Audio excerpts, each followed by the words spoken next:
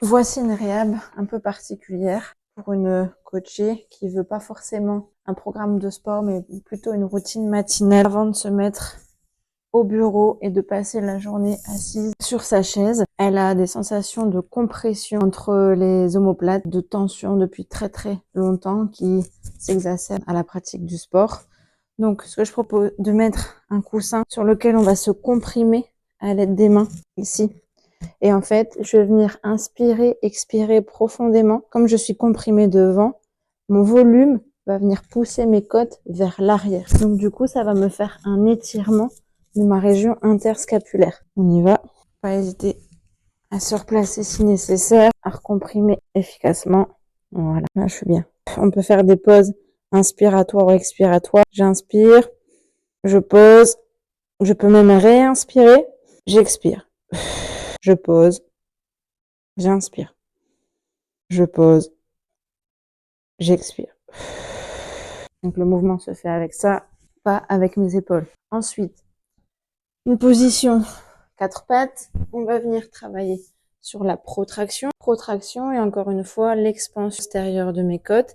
Ce n'est pas un dos rond. Je vais d'ailleurs maintenir une légère extension lombaire, pelvique antérieure. Et là, je vais venir inspirer en protractant. Je vais expirer en essayant d'aller encore plus loin, bien relâcher. Je vais faire un autre cycle respiratoire.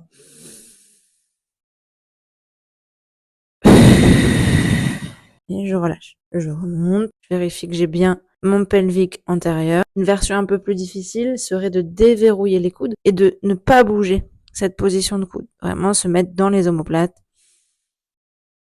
Il y a vraiment moyen de venir se faire trembler avec l'intention. Ensuite, je peux garder ma protraction et je vais venir dissocier pelvic post, pelvic en. Donc là, c'est vraiment pour travailler sa coordination entre les segments.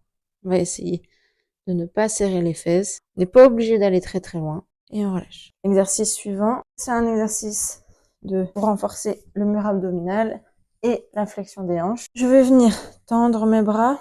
Le but, c'est de pousser le sol en venant, encore une fois, chercher l'expansion postérieure. Je peux inspirer les épaules qui ne montent pas. Et je vais venir alterner flexion de hanche en tenant 2 secondes. Si c'est facile, je peux avancer. Et si c'est toujours facile, je peux lever les 2 jambes en même temps. Si c'est trop difficile, au contraire, on peut reculer les mains, reculer les mains, reculer les mains. Si elles sont derrière, 2 jambes, ce sera compliqué. C'est dès lors où on passe les hanches qu'on peut essayer de faire les 2 jambes en même temps. Ensuite, j'ai proposé le inchworm pour changer un petit peu de position. Donc on part debout, genoux tendus ou légèrement fléchis. Je veux pas que la raideur postérieure soit un frein à l'exercice. Ici, je me détends, je viens poser les mains au sol. Je respire. Là, ok. Et j'avance les pieds. Celui-là, on va vraiment essayer de le faire en détente, nous légèrement fléchis. Je viens poser une main, puis l'autre. Puis j'avance les pieds.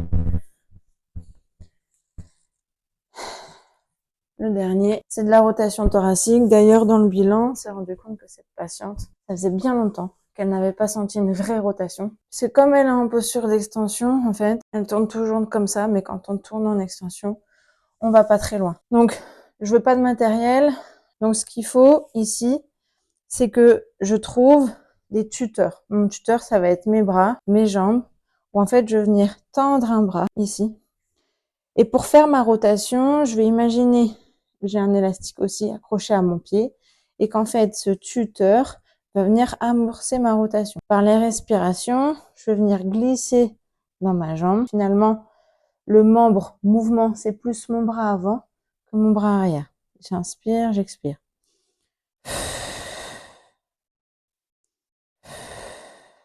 Pas hésiter, si on sent vraiment trop enroulé, de mettre un coussin sous les fesses. Ici, là, comme ça, on arrivera à avoir un petit peu d'extension lombaire. Pareil de ce côté, je tends les bras.